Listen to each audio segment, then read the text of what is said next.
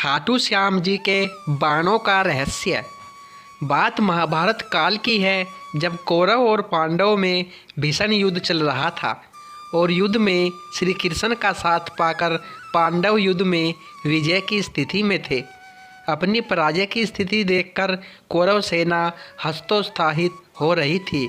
उन्हें किसी ऐसे महान योद्धा की आवश्यकता थी जो पलक झपकते ही युद्ध की स्थिति को बदलने की शक्ति रखता हो, लेकिन उन्हें ऐसा कोई योद्धा नहीं मिल रहा था। तभी एक दिन घटोत्कच के पुत्र बबरीक ने यह घोषणा कर दी कि महाभारत के युद्ध में जो भी पक्ष पराजय की तरफ जा रहा होगा, मैं उसकी तरफ से युद्ध में भाग लूँगा।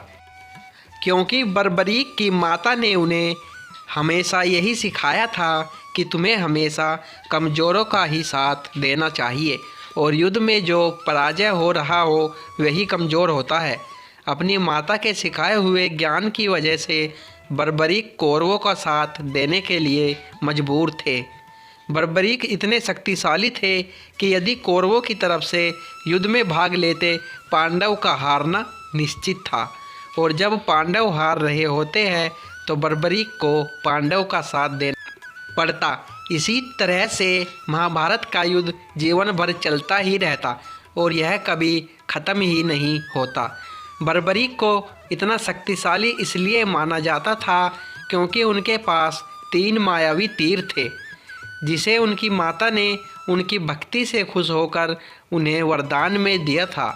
तीर इतनी शक्तिशाली थे कि बर्बरीक चाहते तो सिर्फ एक ही तीर में पूरे महाभारत युद्ध को समाप्त कर सकते थे।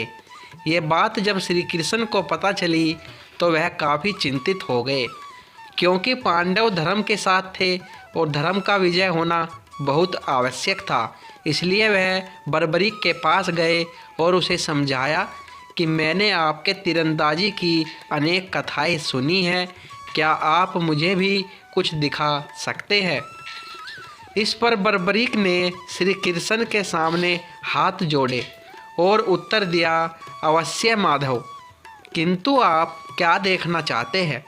आप स्वयं बता दीजिए। इस पर श्री कृष्ण जवाब देते हैं, यदि आप इस पेड़ के सभी पत्तों में अपने सिर्फ एक बाण से छेद कर दे तो मैं जानूं। इतना सुनने के बाद बर्बरीक अपने तरकस से एक तीर निकालते हैं और तीर चला देते हैं। बर्बरीक का सिर्फ एक तीर बिना पेड़ की टहनियाँ काटे सभी पत्ते में छेद करता जा रहा था।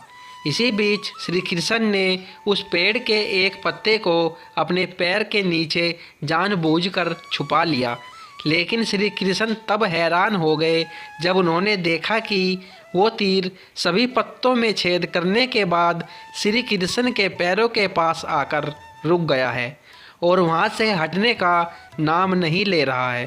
तभी बर्बरीक श्री कृष्ण के सामने हाथ जोड़ते हैं और कहते हैं कि माधव, मैंने अपने तीर को केवल पत्तों में छेद करने का आदेश दिया है, इसलिए कृपया करके पत्ते के ऊपर से पैर हटा लीजिए।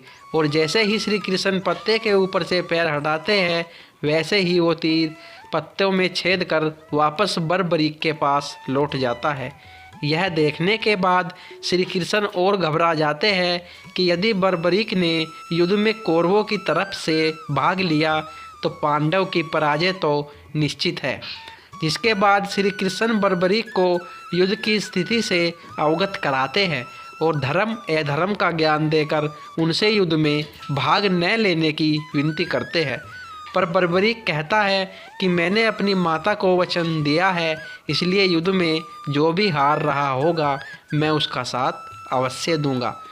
कोई उपाय ना देखकर श्री कृष्ण वहाँ से चले जाते हैं और अगले दिन ब्राह्मण का भेष बनाकर बर्बरीक के पास आते हैं और दान में उनका सिर मांग लेते हैं।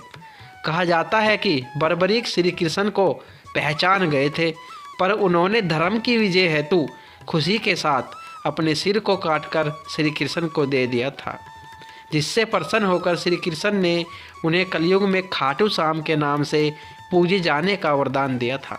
दोस्तों वीडियो अच्छी लगी हो तो वीडियो लाइक और चैनल को सब्सक्राइब भी करें। नमस्कार दोस्तों।